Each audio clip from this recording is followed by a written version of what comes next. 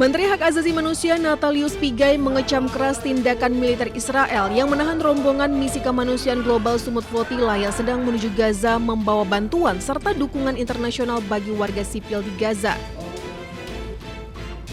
Di antara rombongan tersebut terdapat 3 jurnalis asal Indonesia, yaitu Bambang Noroyono, Taudi Badai, dan Andre Prasetyo Nugroho yang sedang menjalankan tugas peliputan. Pigai menegaskan Kementerian Luar Negeri telah menyampaikan kecaman resmi dan telah berkoordinasi melalui jalur diplomasi internasional. Hal ini disampaikan Menteri Pigai usai menghadiri pelatihan jurnalis HAM di Bandung, Jawa Barat. Kami sudah sampaikan melalui Kementerian Luar Negeri sudah menyampaikan kecaman. Yang kedua, Kementerian Luar Negeri sudah mulai koordinasi dengan jalur-jalur diplomasi. Masalahnya kan Kementerian HAM tidak bisa langsung masuk ke Israel karena tidak ada hubungan diplomatik ya. Kalau ada negara yang memiliki hubungan diplomatik baru terjadi peristiwa itu di wilayahnya, mungkin kami sudah lakukan dengan berbagai instrumen yang ada. Tapi kita menggunakan mekanisme internasional untuk melakukan perlindungan terhadap warga negara kita. Kami kerjasama dengan Kementerian Luar Negeri untuk di mana Kementerian Luar Negeri berada di frontliner untuk menggerakkan instrumen internasional dan sudah jalan. Pemerintah saat ini tetap menggunakan berbagai instrumen dan mekanisme internasional untuk memberikan perlindungan kepada warga negara Indonesia.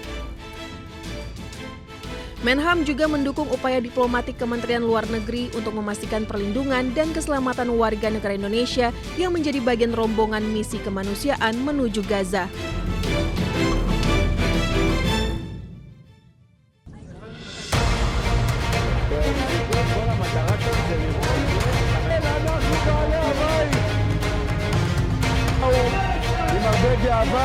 Cara Menteri Keamanan Nasional Israel Itamar Ben-Gvir dalam memperlakukan aktivis misi kemanusiaan Gaza dikecam dunia. Dalam rekaman video, tangan 431 aktivis ini diikat. Bahkan Israel menyebut mereka sebagai teroris dan akan ditahan di penjara khusus teroris. Ratusan aktivis mengalami dugaan kekerasan fisik, psikologis hingga perlakuan tidak manusiawi pasca diculik Israel. Menteri Keamanan Nasional Israel Itamar Ben-Gvir memantau langsung penahanan aktivis bersorak hingga mengibarkan bendera Israel dan mengintimidasi para aktivis dengan ancaman. הם באו עם הרבה גאווה כגיבורים גדולים. תראי איך הם נראים עכשיו, תסתכלי. תראי איך הם נראים עכשיו. לא גיבורים ולא כלום, תומכי טרור. ואני אומר לראש הממשלה נתניהו, תן לי אותם לעוד הרבה זמן. תן לנו אותם בבתי הכלא של המחבלים, ככה זה צריך להיראות. שומרים את התקווה. Sementara Miri Regev, Menteri Transportasi Israel, bahkan menuduh para aktivis ini tidak ada kaitan dengan aksi kemanusiaan dan memuji militer Israel yang menangkap serta memperlakukan para aktivis dengan tidak manusiawi. ללוחמות וללוחמים של חיל הים, למפקד חיל הים, שעשו עבודה מצוינת בהשתלטות בלב ים, כמובן למשטרת ישראל, לשוטרות, לשוטרים, לשירות בתי הסוהר, שעושים כאן עבודה מצוינת, קולטים כאן את תומכי הטרור ומביאים אותם למקומות שהם צריכים להיות שם, במתקני הכליאה. Di antara ratusan aktivis yang mendapat perlakuan tak manusiawi ini juga terdapat saudara perempuan Presiden Irlandia Catherine Connolly dan 9 WNI. Why are you shooting? Why are you shooting? Why? Hey! Sebelumnya saat masuk wilayah, para aktivis kapal misi kemanusiaan global Sumut Flotilla berteriak ketakutan. Militer Israel melepaskan tembakan ke atas 6 kapal yang berbeda. Setelah menyergap kapal, tentara Israel juga menculik sejumlah penumpang yang menyita kapal. Dalam siaran langsung di media sosial yang dilakukan penumpang kapal, tentara Israel dengan sengaja menabrak kapal TSF dan menggunakan tembakan meriam air.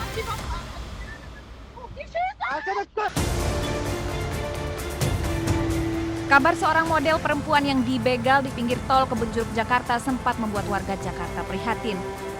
Cerita yang sempat viral di media sosial dramatis karena korban dilukai dengan senjata tajam. lalu dilarikan ke rumah sakit Sumber Waras. Tapi ketika polisi turun tangan, hasilnya malah bikin geleng kepala. Nama korban ternyata tidak pernah terdaftar di data rumah sakit. Laporan polisi juga nihil. Pasien yang disebutkan dalam pemberitaan tersebut itu tidak ada dalam data pasien yang sedang berobat ataupun yang telah berobat dari Rumah Sakit Sumber Waras. Yang lebih mengejutkan setelah ditelusuri, model berinisial ADV itu mengaku hanya iseng. Mereka memanfaatkan isu begal yang memang sedang ramai dibicarakan warga. Yang pertama, karena iseng. Yang kedua, ingin mengglorifikasikan bahwa beberapa kejadian viral tentang begal. Hal ini sudah didatangi tadi siang dan sudah dilakukan pendalaman. Jadi kita putuskan bahwa yang bersangkutan bukan merupakan korban.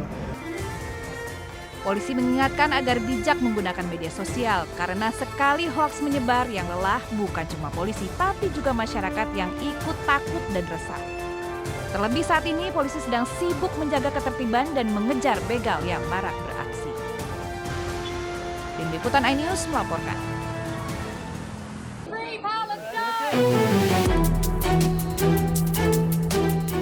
Sejumlah aktivis mengalami kekerasan fisik, psikologis hingga perlakuan tidak manusiawi pasca diculik oleh pasukan Zionis Israel. Kehadiran Menteri Keamanan Nasional Israel Itamar Ben-Gvir di Pelabuhan Asdod memicu kemarahan dan respon negatif dari Perdana Menteri Israel Benyamin Netanyahu. Terbaru, Perdana Menteri Israel Benyamin Netanyahu dalam unggahan di X meminta semua aktivis Global Summit Flotilla dilepaskan dengan cara dideportasi sesegera mungkin.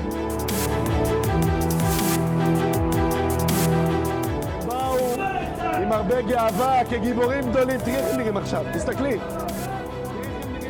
Kebijakan penahanan aktivis kemanusiaan Gaza oleh otoritas Israel memicu gelombang kecaman internasional yang meluas. Aksi tak manusiawi terhadap para relawan Global Summit Flotilla tidak hanya memantik kemarahan dunia, tetapi juga memperlebar keretakan politik di dalam internal pemerintahan Israel.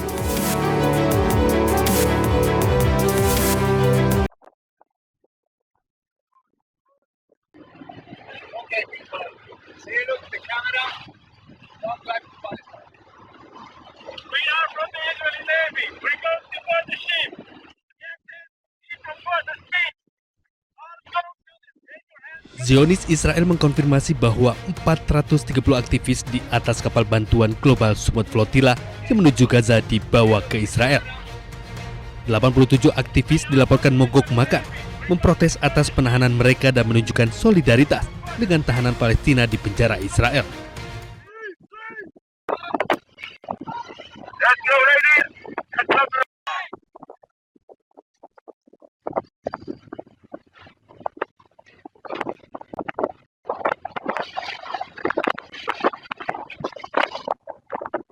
Global Summit Flotilla melaporkan bahwa 54 kapal dihentikan di sekitar pantai Gaza dengan 480 peserta dari 40 negara, salah satunya Indonesia.